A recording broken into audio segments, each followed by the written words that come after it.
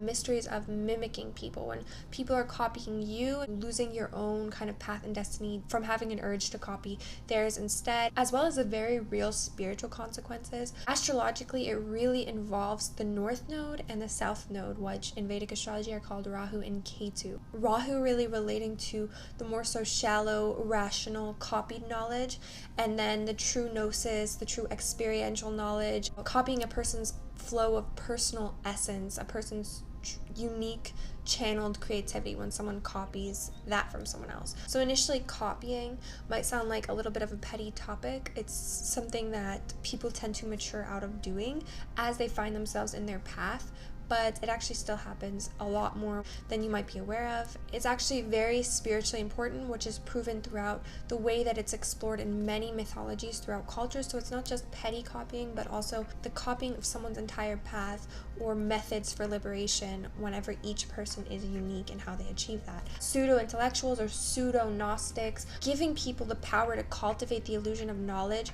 while actually lacking it. The purity of the consciousness that spoke the words, but does not have this substance or essence. And that's one reason why esoteric teachings often place such an emphasis on word of mouth instruction, in order that people don't misunderstand something and believe they know it, but don't have the experiential energetic aspect transferred to them, and so they then pervert and distort the idea. And in spoken word, some element of the substance is transferred because it relies on one's capability to memory, at least, and understanding and comprehension, but still very little is transferred because you're still a parrot of the person who told it to you. Through allowing people to pretend and believe they're wise, through giving the masses access to shallow residual knowledge without connection to the intuition-based font of wisdom that understanding or creativity stems from. Learning to distill personal experiential knowledge for oneself and not simply rely on others to feed it to them.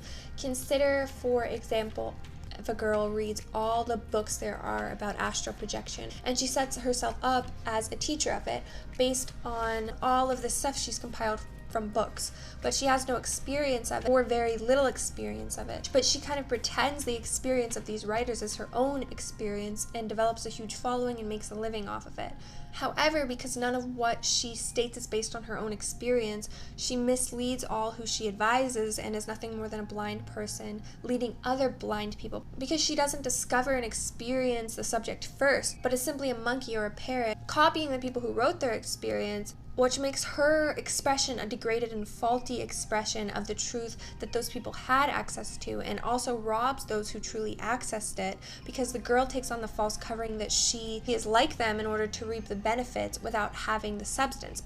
So those who copy spiritual teachers or copy anyone at all, even celebrities or friends, in order to gain power, fame, or recognition, they face the really bad consequences of doing so. They shortchange themselves by giving up on their own destiny. All you're really doing is distorting the truth of the person that you're copying in an imperfect way, because you didn't have the patience or the drive to discover your own internal truth and path and unique contribution. So when a person copies you in your personal essence and path, the fact that they're copying you shows that they didn't access those creations or ideas through their own divine inspiration. So if someone's Rahu is not being fed by their own personal Ketu, their Rahu craves to be something so badly that he begins copying the externalized skill, the status, the creations of a person, rather than to produce knowledge, produce understanding, produce creations. So you copy other people when you lose contact with your solar light. In ancient Egypt, we find the concept of the Ka, which is the ghost of a living person, which is the lunar human personality